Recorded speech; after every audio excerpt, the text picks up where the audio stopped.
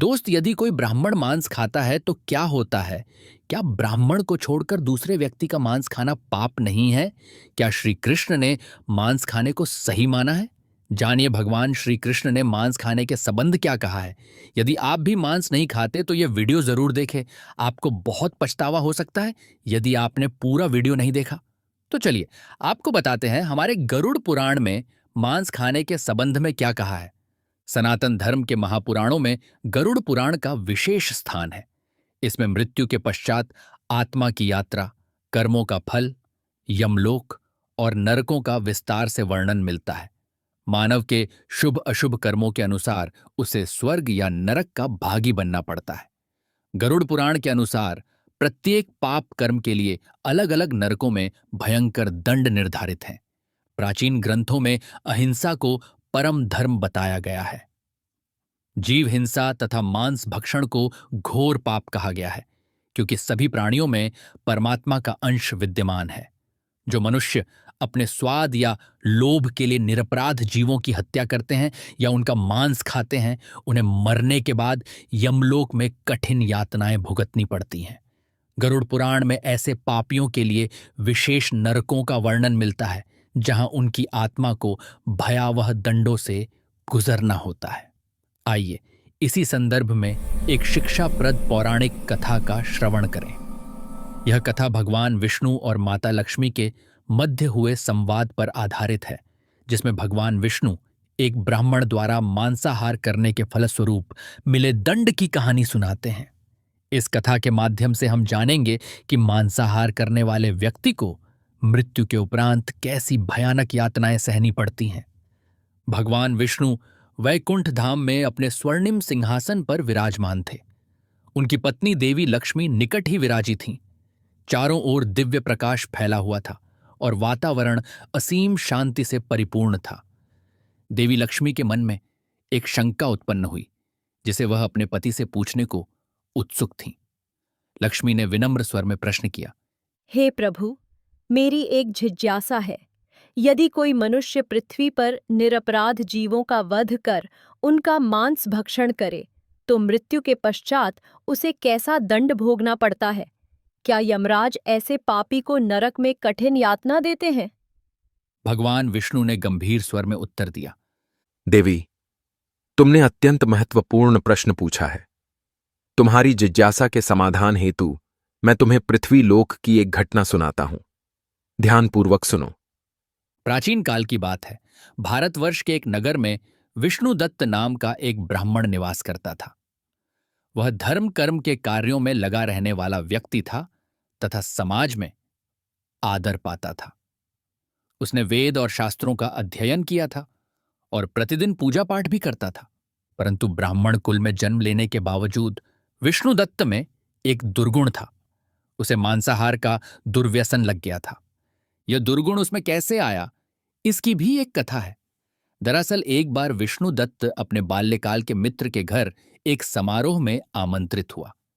वहां विविध व्यंजन परोसे गए, जिनमें मांस से बने व्यंजन भी थे। मित्र ने स्वाद ले लेकर मांसाहार की प्रशंसा की और विष्णुदत्त को भी आग्रहपूर्वक परोस दिया। प्रारंभ में विष्णुदत्त को संकोच हुआ, क्योंकि उसे बचपन से मांसाहार निषिद्ध बताया गया था। परंतु मित्र के बार बार आग्रह करने पर उसने एक ग्रास मांस चख ही लिया। जैसे ही उसने मांस का स्वाद चखा, उसकी जिह्वा पर एक नया रुचिकर स्वाद आया। धीरे धीरे वह संकोच भूलकर उस भोजन का आनंद लेने लगा। उस दिन के बाद उसके मन में मांस के प्रति रुचि उत्पन्न हो गई। यदाकदा वह छिपकर ऐसे भोजनों का सेवन करने लगा। कालांतर में यह रुचि एक बुरी लत में परिवर्तित हो गई। उसे स्वाद का ऐसा मोह जकड़ चुका था कि अब धर्म अधर्म का भेद भी धुंधला पड़ने लगा था। वह परोक्ष रूप से जीवों का वध करवाकर उनका मांस लाता और छिपकर भक्षण करता था। स्वाद की लालसा ने धीरे धीरे उसकी अंतरात्मा को मोहांध कर दिया था। दिन ब दिन उसका मांस भक्षण का लोभ बढ़ता गया और उसे पाप कर्म का तनिक भी भय नहीं रहा। एक दिन विष्णुदत्त की पत्नी को उसके इस गुप्त पाप का पता चल गया। उसने रसोई घर में मांस का टुकड़ा छिपा हुआ देख लिया। यह देख वह व्यथित हो उठी। उसने रोते हुए अपने पति को समझाते हुए कहा, स्वामी, यह आप क्या कर रहे हैं? ब्राह्मण होकर मांस भक्षण करना महान पाप है। शास्त्रों में कहा गया है कि जीवों की हत्या घोर अधर्म है। कृपा करके इस पाप कर्म को त्याग दीजिए। विष्णुदत्त को अपनी पत्नी की बात सुनकर क्रोध आ गया। उसने कठोर स्वर में उत्तर दिया, मुझे उपदेश मत दो। मैं जैसा चाहूं वैसा भोजन कर सकता हूं। मांसाहार आजकल सामान्य बात हो गई है। बहुत से लोग इसे खाते हैं और सुख से जीवन बिताते हैं। मैंने कौन सा बड़ा अपराध कर दिया है? तुम अपने काम से काम रखो। पत्नी ने आंखों में आंसू भरकर फिर विनती की, नाथ, आप भ्रांत हो रहे हैं। स्वाद की खातिर निरपराध प्राणियों का जीवन लेना अति अन्याय है। परमात्मा प्रत्येक जीव में बसते हैं। आप जो कर रहे हैं उससे आत्मा पर पाप का भारी बोझ चढ़ जाएगा। कृपया ऐसा अपराध न करें। लेकिन विष्णुदत्त ने पत्नी की एक न सुनी। वह अहंकारपूर्वक हंसा और बोला, मुझे ज्ञान देने की आवश्यकता नहीं है। मैं अपने कर्मों के परिणाम स्वयं भुगतने को तैयार हूं। तुम्हें यदि यह सब पसंद नहीं तो मत देखो। ऐसा कहकर वह अपने अहितकारी मार्ग पर चलता रहा। उसकी पत्नी अपने पति की हठ और पापाचार से दुखी होकर ईश्वर से प्रार्थना करती रहती कि उसे कभी सद्बुद्धि मिले। कुछ समय और बीत गया। विष्णुदत्त निरंतर पाप कर्म में लिप्त रहा। आखिरकार पाप का घड़ा भर गया। एक दिन वह बड़े चाव से मांसाहार कर रहा था कि अचानक उसके गले में एक हड्डी का टुकड़ा अटक गया। वह बुरी तरह छटपटाने लगा। न सांस ले पा रहा था, न पानी निगल पा रहा था। देखते देखते उसकी आंखें उलट गईं और वहीं पर उसने दम तोड़ दिया। इस प्रकार विष्णुदत्त की सांसारिक मृत्यु अत्यंत दुर्दशा में हुई। उधर धरती पर विष्णुदत्त की मृत्यु से उसके परिवार पर दुखों का पहाड़ टूट पड़ा। उसकी पत्नी विलाप करने लगी। पड़ोस के लोग शोक प्रकट करने हेतु एकत्र हो गए। सनातन परंपरा के अनुसार घर के बड़े बुजुर्गों ने अगले कुछ दिनों तक मृतक की आत्मा की शांति के लिए गरुड़ पुराण का पाठ आरंभ करवाया। यज्ञ और प्रार्थनाएं की गईं ताकि विष्णुदत्त को मोक्ष मिल सके। किंतु किसी को यह ज्ञात नहीं था कि इस पापी की आत्मा उस समय यमलोक में भयंकर यातनाएं भुगत रही थी। विष्णुदत्त ने जिस क्षण अंतिम सांस ली, उसी क्षण उसे अनुभव हुआ कि वह अपने निर्जीव पड़े शरीर से बाहर निकल आया है। वह आश्चर्य और भय के साथ अपने पार्थिव शरीर को जमीन पर निष्प्राण पड़े देख रहा था। आसपास उसकी पत्नी और परिवार विलाप कर रहे थे, किंतु अब कोई भी उसकी आवाज सुन नहीं सकता था। अचानक विकराल आकृति वाले 2 यमदूत वहां प्रकट हुए। उनका रंग अंधकार के समान श्याम था। नेत्र अंगारों जैसे दहक रहे थे। लंबे नखों और भयानक दांतों वाले उन दूतों के हाथ में लोहे के दंड और कठोर रस्सियां यमपाश थीं। उन्हें देखते ही विष्णुदत्त की सूक्ष्म आत्मा थरथर कांपने लगी। वह समझ गया कि ये यमराज के दूत हैं जो उसे लेने आए हैं। विष्णुदत्त घबराकर पीछे हटने लगा। उसने यमदूतों के समक्ष गिड़गिड़ाते हुए कहा, मुझे छोड़ दीजिए, मुझसे भूल हो गई, मुझे वापस जाने दीजिए। किंतु निर्दयी यमदूतों पर उसकी प्रार्थना का कोई प्रभाव नहीं पड़ा। एक दूत ने बिजली की तेजी से आगे बढ़कर यमपाश फेंका और विष्णुदत्त के गर्दन में फंदा डाल दिया। दूसरा दूत क्रोध से गुर्राया, पापी, भागने का निष्फल प्रयास मत कर। फिर दोनों दूतों ने उस पापात्मा को मजबूती से बांध लिया। विष्णुदत्त चिल्लाता और रोता रहा, पर वहां उसकी सुनवाई करने वाला कोई नहीं था। यमदूतों ने उसे निर्दयतापूर्वक घसीटना प्रारंभ किया। उस आत्मा को ऐसा प्रतीत हुआ मानो उसके सूक्ष्म शरीर को आग की जलती शलाखों पर घसीटा जा रहा हो। धरती से विदा होकर वह भयानक अंधकारमय मार्ग पर ले जाया जाने लगा, जहां हर ओर डरावनी चीखें सुनाई दे रही थीं। घसीटते हुए यमदूत विष्णुदत्त की आत्मा को यमलोक की ओर ले चले। उसे एहसास भी नहीं हुआ कि कितने दिन बीत गए, पर उस मार्ग की यातना अंतहीन प्रतीत हो रही थी। भयावह कांटों से भरी राह पर नंगे पांव घिसटते हुए विष्णुदत्त का सूक्ष्म शरीर छलनी हो गया। उसे तीव्र प्यास और भूख सताने लगी, परंतु कहीं अन्न का दाना या पानी की बूंद तक न थी। प्यास के मारे उसका कंठ सूख चुका था। उसने कराहते हुए यमदूतों से पानी मांगा। इस पर एक दूत कठोरता से हंसकर बोला, क्या तूने कभी उन पशुओं की प्यास बुझाई थी जिनका रक्त तूने पिया? अब तुझे तृष्णा का दंड सहना होगा। विष्णुदत्त निरुत्तर होकर आंसू पीकर रह गया। कुछ समय बाद वे एक भयंकर नदी के तट पर पहुंचे। इस नदी का तरल जल न होकर रक्त, पीप और गंदगी का भयावह मिश्रण था। उसमें अनेक मृत जीव जंतुओं के अंग तैर रहे थे और असंख्य झोंक व कीड़े उस गंदे द्रव को हिला रहे थे। चारों ओर असह्य दुर्गंध फैल रही थी। यह भयंकर वैतरणी नदी थी जिसे हर आत्मा को पार करना होता है। विष्णुदत्त ने जीवन भर गाय का दान नहीं किया था, अतः उसे उस नदी से पार उतारने के लिए कोई गाय आगे नहीं आई। निष्ठुर यमदूतों ने उसे उस सड़ांध भरे द्रव में निर्ममता से धक्का दे दिया।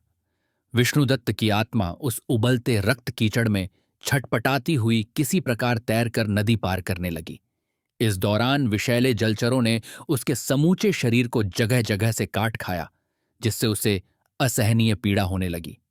वह निरंतर चीखता चिल्लाता रहा, पर उसकी चीखें उसी भयंकर वातावरण में गूंज कर रह गईं।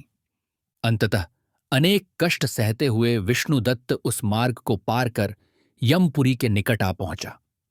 रास्ते में उसे भयानक नरकों के विभीषिकामय दृश्य दिखाई दिए, जहां अन्य पापियों को भी भीषण दंड दिए जा रहे थे। कहीं क्रोध में भरे यमदूत लोहे के कोड़ों से आत्माओं को पीट रहे थे, कहीं विशाल अग्निकुंडों में पापियों को जलाया जा रहा था और वे तड़पते हुए चित्कार कर रहे थे। एक और तलवार जैसे धारदार पत्तों वाला वृक्षों का वन, असिपत्र वन, दिखाई दिया, जहां अनेक पापियों को निर्वस्त्र अवस्था में पेड़ों पर घसीटा जा रहा था। उनके शरीर उन धारदार पत्रों से कटकर लहूलुहान हो रहे थे। दूसरी ओर कुछ स्थानों पर काले भयंकर नर्क कुक्कुर, नरक के कुत्ते तथा विषैले सर्प झुंड बनाकर पापियों के अंगों को नोच नोच कर भक्षण कर रहे थे। इन सब दृश्यों को देख विष्णुदत्त और भी अधिक भयभीत हो गया। अंततः लंबी यातना भरी यात्रा के बाद यमदूत विष्णुदत्त की आत्मा को यमपुरी ले आए। वहां यमराज का विशाल दरबार लगा हुआ था। न्यायाधीश के आसन पर स्वयं धर्मराज यम विराजमान थे। उनका तेजस्वी स्वरूप देखते ही विष्णुदत्त भय से सिहर उठा। यमराज का रूप अत्यंत प्रभावशाली था। वे काले वर्ण तथा प्रचंड मुद्रा में एक ऊंचे सिंहासन पर बैठे थे। उनके मुकुट से प्रकाश की किरणें फूट रही थीं और हाथ में भयदायक दंड था। सिंहासन के निकट चित्रगुप्त अपने लेखापत्रों के साथ उपस्थित थे तथा असंख्य यमदूत और अन्य पापात्माएं सभा में खड़ी थीं। यमदूत विष्णुदत्त को घसीटकर यमराज के सम्मुख ले आए। यमराज की भ्रुकुटियां तन गईं। चित्रगुप्त ने अपना विशाल भौतिक लेखा खोला और ऊंचे स्वर में घोषणा की, यह आत्मा विष्णुदत्त है, जो पृथ्वी लोक में एक ब्राह्मण था। इसने जीवन भर पूजा पाठ और धर्म कर्म का आडंबर किया, पर गुप्त रूप से निरंतर मांसाहार जैसा घोर पाप करता रहा। इसने स्वाद की लालसा में अनेक निर्दोष जीवों का वध किया या करवाया और उनका मांस खाया। इसके पापों का परिमाण अत्यधिक है। यह सुनते ही यमराज ने कठोर वाणी में विष्णुदत्त को संबोधित किया, हे दुष्ट आत्मन, तूने मानव जन्म पाकर भी कितने निष्ठुर कर्म किए। ब्राह्मण कुल में जन्म लेकर भी तूने अपने धर्म का पालन नहीं किया और मासूम प्राणियों की हत्या कर अपना पेट भरा। क्या तुझे तनिक भी दया या लज्जा न आई? अहिंसा परम धर्म है, यह जानते हुए भी तू हिंसक भोगों में लिप्त रहा। तेरे जैसे पापी के लिए स्वर्ग तो दूर की बात, पृथ्वी पर भी कोई क्षमा नहीं है। विष्णुदत्त कांपता हुआ यमराज के सामने हाथ जोड़कर खड़ा था। उसने थरथराती आवाज में गिड़गिड़ाकर कहा, मुझे क्षमा करें महाराज, मुझ अज्ञानी से बहुत भारी पाप हो गया, कृपा कर मुझ पर दया करें। इतना कहकर वह जमीन पर गिरकर रोने लगा। यमराज का मुख क्रोध से तमतमा उठा। उन्होंने गर्जना करके कहा, अब पश्चाताप दिखा रहे हो, जब पृथ्वी पर थे तब ये बातें स्मरण नहीं थीं? देवताओं ने तुम मनुष्यों को बुद्धि और करुणा दी है, पर तुमने अपनी तृष्णा में अंधे होकर निरीह जीवों का वध किया। अब दया की भीख मांगते हो? यह ब्रह्मांड अटल नियमों से संचालित है। जैसा कर्म करोगे वैसा फल पाओगे। तुमने जीते जी जिन जीवों को कष्ट दिया, अब वैसा ही कष्ट भोगोगे। इसके बाद यमराज ने चित्रगुप्त से प्रश्न किया, कितने जीवों की हत्या इस पापी ने अपने भोग के लिए करवाई? चित्रगुप्त ने भारी स्वर में उत्तर दिया, प्रभो, इसने अपने जीवन काल में सैकड़ों पशु पक्षियों को कटवाया और उनका मांस खाया है। यह सुनकर धर्मराज यम ने भयंकर निर्णय सुना दिया।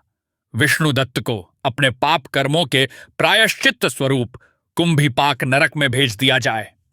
उनकी गर्जना इतनी प्रचंड थी कि समस्त यमसभा कांप उठी।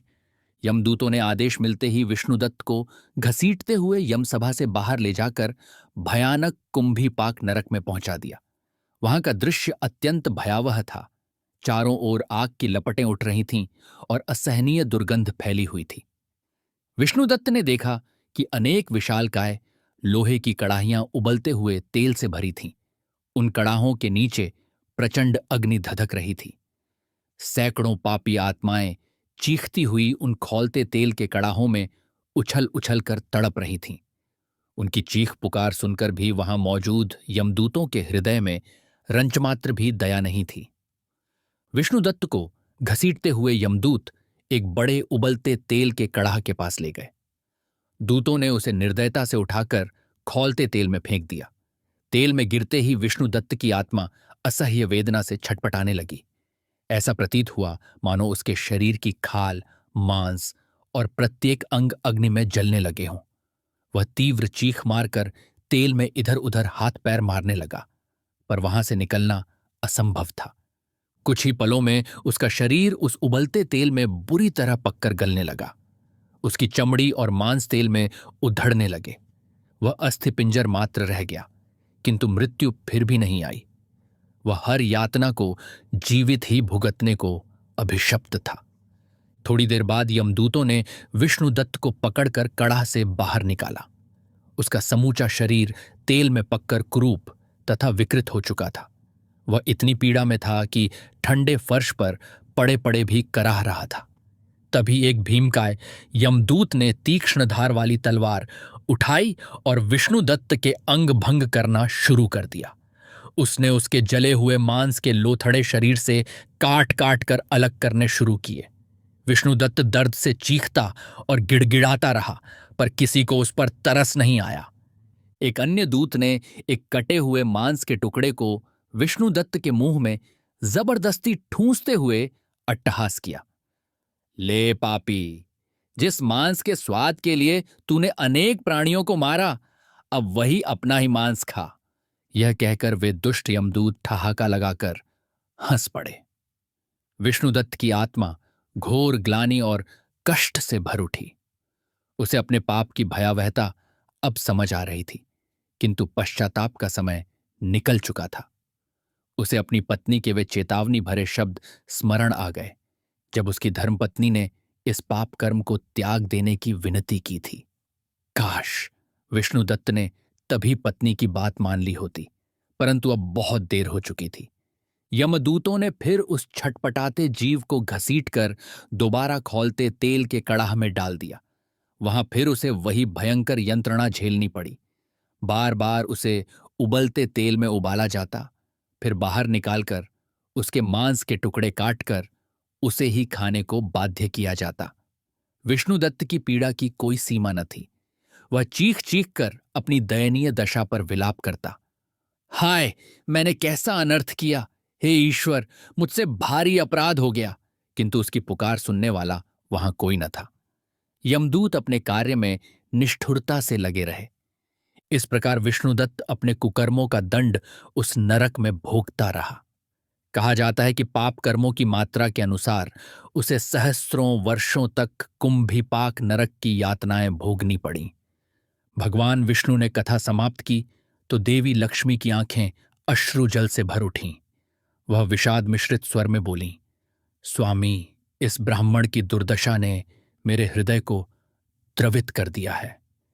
निश्चय ही जो मनुष्य निरपराध जीवों पर अत्याचार करते हैं, उन्हें ऐसे ही भयानक परिणाम भुगतने पड़ते हैं। अब मुझे पूर्णतः समझ आ गया है कि मांसाहार घोर पाप है। प्रत्येक जीव पर दया करना ही मानव का परम कर्तव्य है।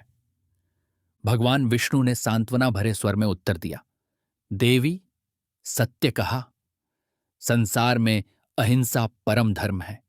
जो अपने स्वार्थ हेतु निरीह प्राणियों को कष्ट देता है, उसे देर सबेर ऐसे ही कठोर दंड भोगने पड़ते हैं। बुद्धिमान व्यक्ति सदा जीव मात्र पर दया का भाव रखते हैं और अकारण हिंसा से दूर रहते हैं। जो ऐसा नहीं करते, उन्हें नरक की कठोर यातनाओं के साथ साथ पशु आदि नीच योनियों में भी बार बार जन्म लेकर अपने पापों का फल भोगना पड़ता है। अतः प्रत्येक मानव को चाहिए कि कभी भी मांसाहार न करे और सब जीवों में परमात्मा को समभाव से देखे। यदि आपको यह कथा ज्ञानवर्धक लगी हो तो कृपया इसे लाइक करें, अपने विचार कमेंट में लिखें, कथा को अपने मित्रों से साझा करें तथा हमारे चैनल को सब्सक्राइब करें।